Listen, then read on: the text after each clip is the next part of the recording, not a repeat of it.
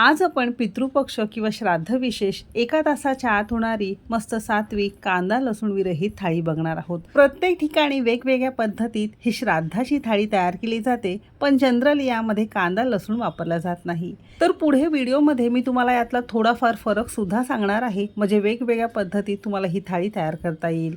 किंवा ज्यांना माहितीच नाही, ज्यांना हे पदार्थ करणं थोडंसं किचकट आणि थोडीशी लॉंग प्रोसेस वाटते, त्यांच्यासाठी खूप साध्या सोप्या पद्धतीत कमी वेळामध्ये मस्त संपूर्ण कांदा लसूण विरहित थाळी कशी बनवायची शेअर करणार आहे। म्हणून रेसिपी अगदी शेवटपर्यंत नक्की पहा। चला तर मग वेळ न घालवता रेसिपीला सुरुवात करूया। आता थाळीची सुरुवात सगळ्यात पहिल्यांदा चपातीची कणिक भिजवण्यापासून करणार आहोत। त्यासाठी एका मोठ्या भांड्यामध्ये इथे आपण 2 कप चाळून घेतलेलं गव्हाचं पीठ आहे। थोडंसं मीठ घालायचं आहे, लागेल तसं थोडं थोडं पाणी घालायचं आहे। मऊसूत पिठाचा गोळा मळून घ्यायचा आहे, कारण चपात्या बनवण्यासाठी आपल्याला मऊसूत गोळा हवा असतो। असा हा मऊसूत गोळा झालेला आहे। झाकण लावून आपण हा भिजत ठेवणार आहोत, म्हणजे बाकी सगळं स्वयंपाक होईपर्यंत हे पीठ मस्त भिजलं जातं। दुसरा पदार्थ म्हणजे श्राद्धाच्या ताटामध्ये 5 किंवा 6 वेगवेगळ्या पद्धतीच्या भाज्या तयार केल्या जातात। काही ठिकाणी 5 करतात तर काही ठिकाणी 6 करतात। तुमच्याकडे ज्याही भाज्या करत असतील तुम्ही इथे वापरू शकता। इथे आपण 5 वेगवेगळ्या मिश्र भाज्या घेतलेल्या आहेत। त्यामध्ये लाल भोपळ्याचं सालं काढून तुकड्यांमध्ये चिरून घेतलाय, थोडीशी गवार भेंडी घेतलेली आहे, कारल्याचे तुकडे घेतलेले आहेत, थोडंसं याला हळद मीठ चोळून घेतलंय, म्हणजे भाजी कडू होत नाही। इथे आपण एक मध्यम आकाराची मेथीची जुडी देठांसहित निवडून घेतलेली आहे। भाज्या कोणत्याही असो, त्यामध्ये एखादी कोणतीही पालेभाजी तुम्हाला घ्यायचीच आहे। काही ठिकाणी लाल माठाची पालेभाजी केली जाते, तर इथे मी 4 फळभाज्या आणि 1 पालेभाजी अशा 5 भाज्या घेतलेल्या आहेत। तुमच्याकडे जर 6 भाज्या घेत असतील तर तुम्ही ती फळभाज्यांमध्ये बटाटा किंवा तोंडलीची भाजी ॲड करू शकता, तर तुमच्या 6 भाज्या अगदी व्यवस्थित तयार होतील। तर इथे आपण लाल भोपळा, गवार आणि भेंडीची 1 भाजी आणि कारला आणि मेथीची वेगवेगळ्या अशा 3 भाज्या करणार आहोत, म्हणजे कारला आणि मेथी थोडीशी चवीला कडू असल्यामुळे त्या वेगवेगळ्या भाज्या करणार आहोत। सगळ्यात पहिल्यांदा गॅसवर आपण एक कढई गरम करून घेतलेली आहे। 2 चमचे तेल घातलेलं आहे। तेल छान कडकडीत गरम झाल्यानंतर अगदी पाव चमचा यामध्ये मोहरी घेतलेली आहे। मोहरी छान फुलल्यानंतर पाव चमचा इथे आपण जिरं घेतलेलं आहे। मोहरी आणि जिरं छान फुलल्यानंतर 1 हिरवी मिरची घातलेली आहे। थोडंसं परतून घेतल्यानंतर इथे आपण 3 वेगवेगळ्या भाज्या घेतलेल्या होत्या, फळभाज्या त्या घातलेल्या आहेत। सुरुवातीला या 3 भाज्या आपण चांगल्या या फोडणीमध्ये परतून घेणार आहोत। अशी छान 2 मिनटं परतून घेतल्यानंतर याला छान पाणी सुटतं। आता यामध्ये चवीपुरतं मीठ घालणार आहोत आणि चांगलं पुन्हा आपण एकजीव करून घेणार आहोत। त्याचबरोबर इथे आपण थोडीशी कोथिंबीर घातलेली आहे। इथे आपण काही सुके मसाले घेतलेले आहेत, तिखट, हळद, हिंग आणि धने जिरे पूड। मसाले तुम्ही तुमच्या आवश्यकतेनुसार कमी अधिक करू शकता। मसाले संपूर्ण घातल्यानंतर पुन्हा 1 मिनिटभर चांगलं परतून घेतलेलं आहे। आता तुम्हाला प्रश्न पडला असेल, फळभाज्यांमधली यामध्ये तुम्ही कारलं का घातलं नाही? कारल्याची आपण वेगळी भाजी करणार आहोत, कारण ती थोडीशी कडू होते, भाजी संपूर्ण कडू होऊ शकते। तर झाकण लावून एका बाजूला आपण ही भाजी शिजत ठेवणार आहोत। शेगडीच्या दुसऱ्या बाजूला लोखंडी कढई गरम करत ठेवलेली आहे आणि या दुसरीकडे आपण 2 वेगवेगळ्या कारला आणि मेथीच्या वेगवेगळ्या भाज्या करणार आहोत। कढई चांगली गरम झाल्यानंतर चमचाभर तेल घातलेलं आहे। अगदी चिमूटभर आपण इथे जिरं घेतलेलं आहे। 2 हिरव्या मिरच्या चिरून घेतलेल्या आहेत। हलक्याशा बदामी रंगावर मस्त फोडणी आपण परतून घेतलेली आहे। आता या खमंग खुसखुशीत फोडणीमध्ये आपण ही मेथीची भाजी घालणार आहोत। लाल माठाची जर भाजी करत असाल तर मेथी आपण इथे खोडून घेतलेली आहे। लाल माठाची भाजी अगदी बारीक बारीक तुम्हाला चिरून घ्यायची आहे। बाकी बनवण्याची पद्धत अगदी सारखी आहे। थोडंसं भाजी अशी आपण छान परतून घेतलेली आहे। कोणतीही पालेभाजी न झाकण लावता आपल्याला शिजवायचं आहे। पालेभाज्यांना न झाकण लावता शिजवून घेतल्यामुळे त्यातलं जीवनसत्व आणि त्यातला हरितद्रव्य किंवा हिरवा रंग कायम राहतो। तर झाकण न लावता 5 मिनिटं आपण शिजवून घेतलेलं आहे। 5 मिनिटांनंतर चवीपुरतं थोडंसं मीठ घालणार आहोत। पालेभाज्यांना खूप जास्त मीठ घालायचं नाही। पुन्हा 2 मिनिटं झाकण न लावता आपण याला छान परतून घेतलेलं आहे, म्हणजे साधारणतः 6-7 मिनिटं आपण या भाजीला मस्त शिजवून घेतलेला आहे। याचा रंग तुम्ही बघू शकता, मस्त हिरवा आणि अगदी मस्त खमंग आलेला आहे। सगळ्यात शेवटी 2 ते 3 चमचे ओल्या नारळाची चव घालायची आहे। याऐवजी तुम्ही इथे भाजलेल्या दाण्यांचा कूट जरी वापरला तरी भाजी अगदी मस्तच लागते। अशी ही तुमची अगदी झटपट लोखंडी कढईवर तयार केलेली मेथीची भाजी खाण्यासाठी तयार झाली आहे। एका सेपरेट ताटावर आपण ही काढून घेतलेली आहे। आता याच कढईमध्ये आपण मस्त कारल्याची सुद्धा अगदी झटपट भाजी बघणार आहोत, म्हणजे भांडीसुद्धा तुम्हाला खराब करावी लागणार नाही। सुरुवातीला आपण याला हळद मीठ लावून घेतल्यामुळे थोडंसं पाणी घालून असं हाताने छान चोळून हलकंसं दाबून घेतलेलं आहे, म्हणजे यातला कडूपणा थोडासा कमी झालेला आहे। सारख्याच कढईमध्ये 1 चमचाभर आपण तेल घेतलेलं आहे. तेल छान कडकडीत गरम झाल्यानंतर अगदी पाव चमचा जिरं घेतलेलं आहे. थोडंसं हिंगसुद्धा वापरू शकता. अशी ही पिळून घेतलेली कारली घालायची आहे आणि 2 मिनटं हलक्याशा बदामी रंगावर मस्त कुरकुरीत अशी कारली आपण परतून घेतलेली आहे. असं केलं की भाजी पटकन शिजायला मदत होते. असं छान शिजल्यानंतर याला झाकण लावायचं आहे आणि झाकण लावून एक 2 ते 3 मिनटं मध्यम आचेवर आपण याला वाफवून घेतलेलं आहे. 3 मिनिटानंतर तुम्ही इथे बघू शकता यामध्ये बऱ्यापैकी मीठ आहे. मीठ तशी घालण्याची गरज लागत नाही. जर तुम्हाला वाटत असेल तर थोडंसं मीठ तुम्ही इथे घालू शकता. असं हे छान परतल्यानंतर अर्धवट भाजी आपली शिजलेली आहे. आता या स्टेजला इथे आपण काही सुके मसाले घालणार आहोत. चिमूटभर हळद घेतलेली आहे, अर्धा चमचा तिखट घेतलेला आहे, अगदी पाव चमचा धने जिरे पूड घेतलेली आहे, थोडीशी बारीक चिरलेली कोथिंबीर घालायची आहे आणि इथे आपण 2 ते 3 चमचे ओल्या नारळाची चव घेतलेली आहे.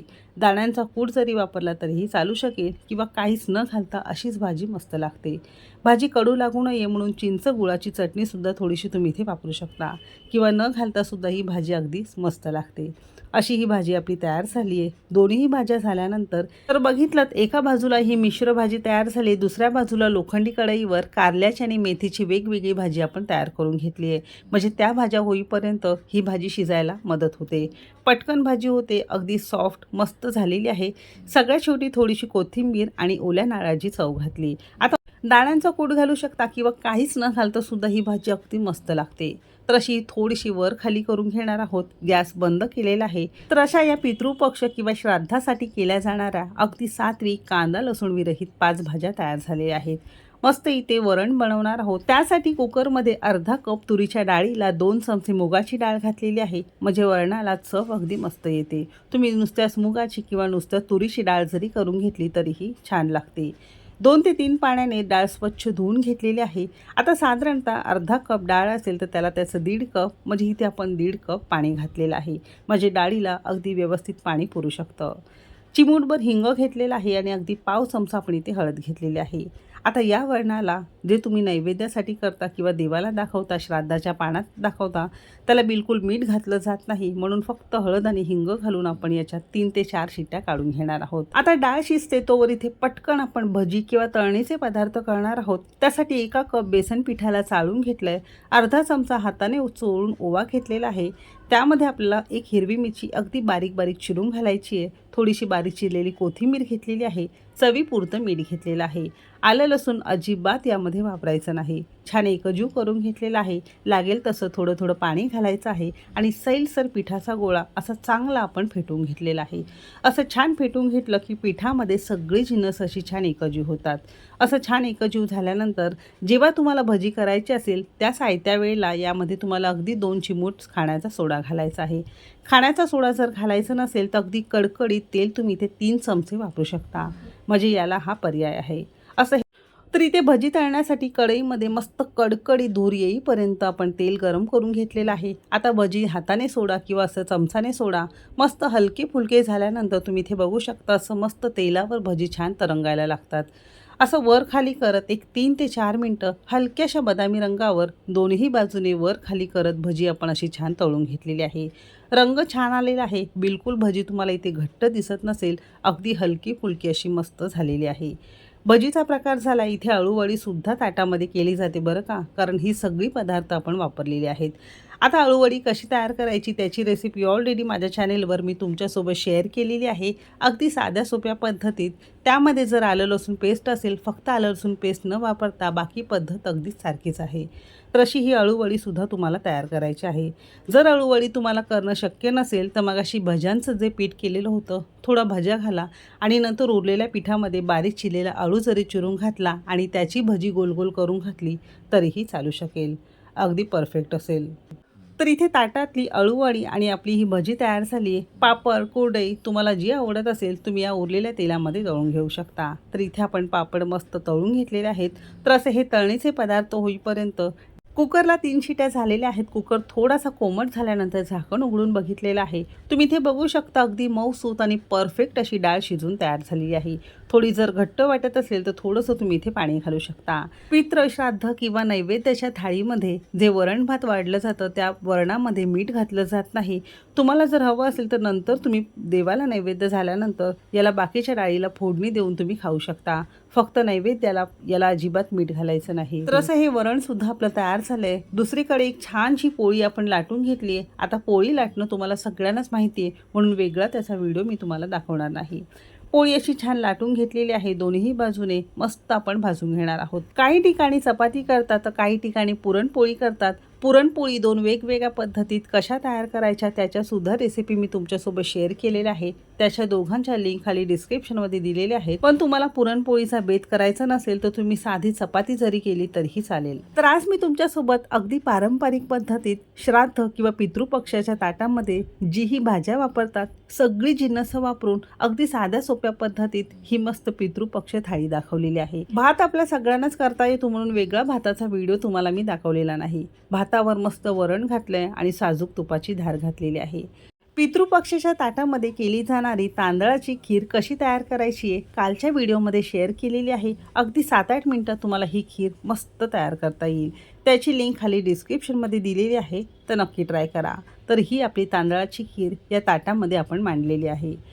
आता या श्राद्धाच्या ताटामध्ये कढीसुद्धा केली जाते पण तुम्हाला जर शक्यच नसेल तर दह्याची वाटी जरी ठेवली तरीही चालू शकेल. आणि ही मस्त घडीची पोळी आणि बाजूला पाण्याचा पेला आपल्याला ठेवायचाच आहे. ज्या महिला कामाला जात असतील किंवा तुम्ही बॅचलर असाल तर स्वतःच्या हाताने आपल्या पितरांसाठी त्यांच्या प्रेमाच्या खातर हे सगळे पदार्थ तुम्ही तुमच्या हाताने नक्की करा.